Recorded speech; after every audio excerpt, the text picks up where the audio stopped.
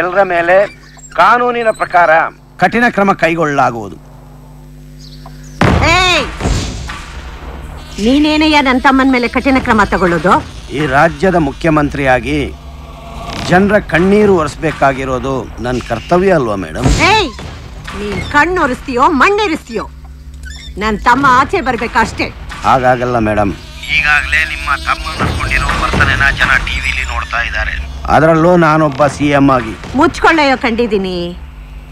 ಎಲೆಕ್ಷನ್ಗೆ ನಾನು ದುಡ್ಡು ಸುರಿದಿದ್ರೆ ನೀನೆಲ್ಲಿ ಮಂತ್ರಿ ಆಯ್ತಿದ್ದೆ? ಸೀಟ್ ನಿಂದಾದ್ರೂ ಸರ್ಕಾರ ನಂದು. ನನ್ನ ಕಡೆ ಇರೋ 30 ಸೀಟನ್ನ ವಾಪಸ್ ತಗೊಂಡ್ಬಿಟ್ರೆ ನೀನ್ CM ಪಟ್ಟಾನು ಉಳಿಯಕ್ಕಿಲ್ಲ, ಸುತ್ಕೊಳ್ಳಕ್ ಪಂಚೆನೂ ಇರಕ್ಕಿಲ್ಲ. ಸ್ವಲ್ಪ ದಿನ ಅಷ್ಟೇ ಮೇಡಮ್. ಈ ಮ್ಯಾಟ್ರ್ ತನ್ನಗಾದ ತಕ್ಷಣ ನಾನೇ ಅವರನ್ನ ರಿಲೀಸ್ ಮಾಡಿಸ್ತೀನಿ. ಅವಳು ಯಾವಳು ನನ್ನ ತಮ್ಮನ್ನ ಮುಟ್ಟಿದ್ದು? ಅವಳನ್ನ ಕೆಲಸದಿಂದ ಕಿತ್ತು ಬಿಸಾಕು. ಆಕೆ ಈಗ ಮೀಡಿಯಾ ಫಿಗರ್. ಡಿಸ್ಮಿಸ್ ಮಾಡೋದಿರ್ಲಿ, ಸಸ್ಪೆಂಡ್ ಕೂಡ ಮಾಡಕ್ಕಾಗಲ್ಲ. ನಾನು ಹಾಕೋ ಹುಲ್ಲನ್ನ ಮೇಯ್ಕೊಂಡು ಹೊರಸೋ ಹೊರೆನ ಹೊತ್ಕೊಂಡಿರ್ಬೇಕು. ನೀನು ಗುಮ್ದಂಗಲ್ಲ, ಗುಮ್ಮಿಸ್ಕೊಳ್ಳಕ್ಕಲ್ಲ. ಹಾಗಲ್ಲ ಮೇಡಮ್. ಬೇಕಾದ್ರೆ ಆಕೆನ ಎಲ್ಲಾದ್ರೂ ಟ್ರಾನ್ಸ್ಫರ್ ಮಾಡ್ಬೋದು. ಹಂಗಾದ್ರೆ ಸೀದಾ ನರಕಕ್ಕೆ ಕಳಿಸು. ಅರ್ಥ ಆಯ್ತಿಲ್ವಾ? ರಾಯದುರ್ಗಕ್ಕೆ ವರ್ಗ ಮಾಡು, ನರಕ ನಾನ್ ತೋರಿಸ್ತೀನಿ.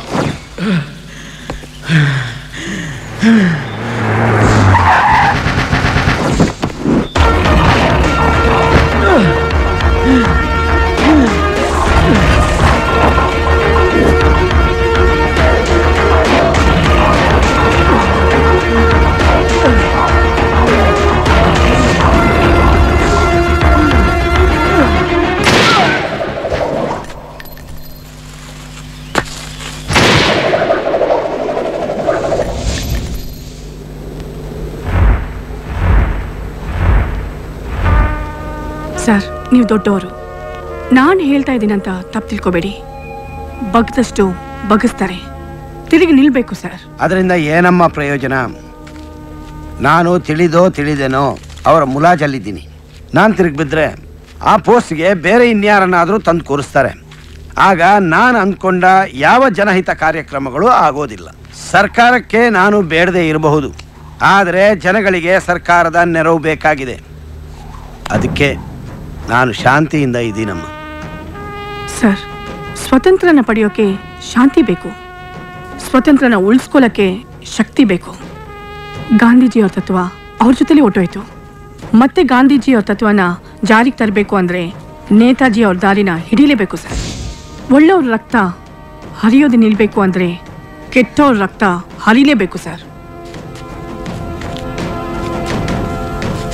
ಅದು ನಿನ್ನಂತ ಪೊಲೀಸ್ ಆಫೀಸರ್ರಿಂದ ಮಾತ್ರ ಸಾಧ್ಯ. ಈಗ ನಾನು ಏನು ಮಾಡಬೇಕು ಸರ್? ಟ್ರಾನ್ಸ್ಫರ್ ಅನ್ನೋ ಹೆಸರಲ್ಲಿ ನಿನ್ನನ್ನು ರಾಯದುರ್ಗಕ್ಕೆ ಸಂಹಾರ ಮಾಡೋಕ್ಕೆ ಕಳಿಸ್ತಾ ಇದ್ದೀನಿ. Thank you sir. ನನಗೆ ಊರು, ಕೇರಿ, ಜಾತಿ, ಮತ, ಜನಾಂಗ, ಧರ್ಮ ಯಾವುದೂ ಮುಖ್ಯ ಅಲ್ಲ. ನಾನು ಎಲ್ಲೇ ಇದ್ರೂ ಕ್ರೈಮ್ನ ಕ್ಲೀನ್ ಮಾಡೇ ಮಾಡ್ತೀನಿ ಸರ್. ನಿನ್ನ ಈ ಸಂಹಾರದಿಂದ ಜನರ ಉದ್ಧಾರ ಆಗಲಿ. Sir, all the best. Thank you sir.